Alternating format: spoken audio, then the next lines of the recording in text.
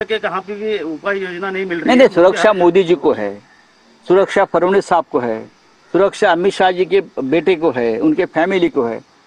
हम हमारे जैसे आम जनता को कहाँ सुरक्षा है? वो तो मर रहे हैं ना, वो तो मर रहे हैं। चला सर, ये बोला अटैक पुलवामा 2 की तरह दिखाया जा रहा है। मोदी जी का जो दौरा था सऊदी का कैंसिल तो करके क्या हो गया? करारा जवाब देंगे, ऐसा उन्होंने अधिकार। यानी क्या करेंगे? यहाँ दो चार मस्जिद तोड़ देंगे और क्या कर सकते ये लोग? वापस हिंदू मुसलमान करेंगे और ये लोग क्या कर सकते हैं? करारा जवाब का मतलब क्या है? एक झुककर सर्जिकल स्ट्राइक करेंगे और राजनीति करेंगे। बिहार का चुनाव आ रहा है भाई, ये जो है जो हुआ है उसके लिए पूरी तरह से सरकार जिम्मेदार है, गृह मंत्री जिम्मेदार है। ये कोई मेहरबानी नहीं करे करारा जवाब देंगे। क्या करारा जवाब देंगे? आप जाकर देखिए कैसा आक्रोश चल रहा है घर घर में, कैसा आकांत चल रहा है। हाँ, सर, अमित शाह ने संसद में कहा था कि परिंदा भी पर नहीं मारेगा, ऐसी सुरक्षा का परिंदा क्या? तो क्या आप इस्तीफा की मांग कर रहे हो? देखिए, मैंने तो इस्तीफे की मांग कल ही कर दी है। ये सबसे फेल्यूर गृह मंत्री है इस देश के। ये बड़ी बड़ी बातें करते हैं। ये जिस तरह से गैंग चलाते हैं ना, गुंडागर्दी, उस तरह से देश नहीं चलता है। वो गली में गुंडागर्दी चलती है। ये देश चलाने के लिए बहुत सोच समझकर संयम से काम करना पड़ता है। बड़ी बड़ी बातें करते आप लोग, आपका पूरा समय जाता है ये गंदी राजनीति में, पूरा समय जाता है। आपका गृह मंत्रालय का इस्तेमाल होता है राजनीति में, जो अपोजिशन आपके है उसको खत्म करने में। आप टेररिस्ट को नहीं खत्म कर रहे हो, आप लोकतंत्र की हत्या कर रहे हो। राऊत साहेब, महाराष्ट्रातले पण 6 जणांचा मृत्यू यामध्ये झालेला आहे। अनेक पर्यटक तिथे अडकलेत, काही जण गंभीर जखमी झालेत। मुख्यमंत्री म्हणतात पूर्णपणे मदत केली जाते। म्हणजे काय करणार मदत? म्हणजे तसे उत्तर असं देवेंद्र फडणवीस म्हणतायत, असं कोण म्हणतात? मुख्यमंत्री एकनाथ शिंदे जशास तसं उत्तर म्हणजे काय करणार ते? नाही हास्यास्पद आहे। म्हणजे जसाच तसे उत्तर देणार असं जर एकनाथ शिंदे म्हणतात म्हणजे ते काय करणार? त्यांच्या लोकांना घेऊन सीमेवर चाललेत का हातात बंदुका घेऊन? काय करणार? काय हे नाटकं बंद करा। जशास तसे उत्तर दिलं असतं तर काल 27 लोकांचे प्राण गेले नसते। एकनाथ शिंदेमध्ये दम असेल तर गृहमंत्र्यांचा राजीनामा मागा। त्यांच्या पक्षाचे प्रमुख आहेत ना ते।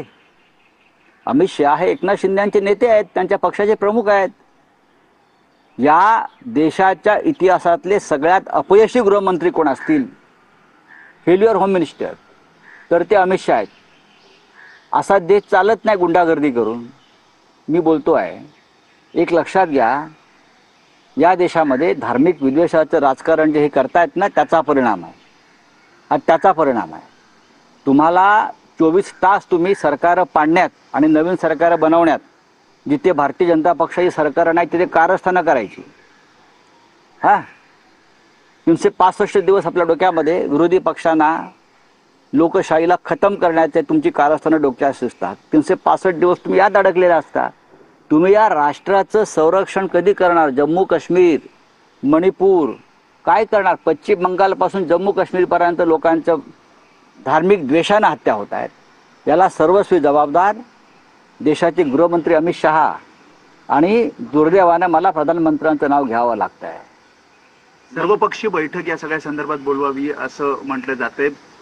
या संदर्भात काय बघा, यापूर्वी पुलवामा जेव्हा झालं तेव्हा सर्वपक्षीय यांना सर्व पक्षाची गरजच नाहीये ना। हे वन मॅन शो आहेत। आणि काय होणार सर्वपक्षीय बैठक घेऊन? गृहमंत्र्यांचा राजीनामा घ्या। सर्वपक्षीय बैठकीत गृहमंत्र्यांनी राजीनाम्याचा प्रस्ताव ठेवणार असेल तर त्या सर्वपक्षीय बैठकीला अर्थ आहे। 370 कलम रद्द करून काहीच अहो यांना हे राज्यकर्ते नाहीच आहेत। हे अंडरवर्ल्डच्या टोळ्या चालवणारे लोक आहेत। 370 कलम हटवल्यामुळे काश्मीरमध्ये सुव्यवस्था, शांतता नांदेल। काय झालं? काय झालं? काय मला सांगा ना। केंद्रशासित केला, काय झालं? कोणी सांगेल का? संपूर्ण काश्मीरमध्ये अशांतता। गृह मंत्रालयावरच्या चर्चेत गृहमंत्री काय म्हणाले होते तुम्ही समजून घ्या ना परत।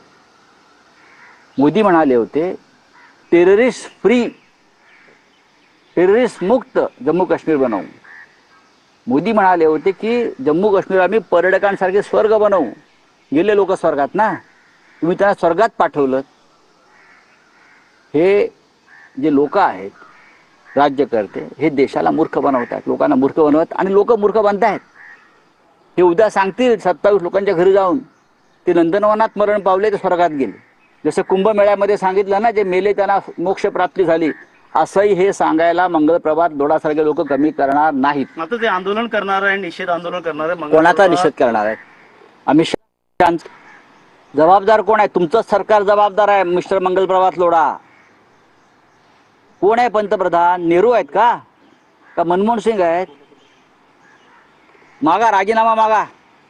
लोढांना मी सांगतोय, राजीनामा मागा.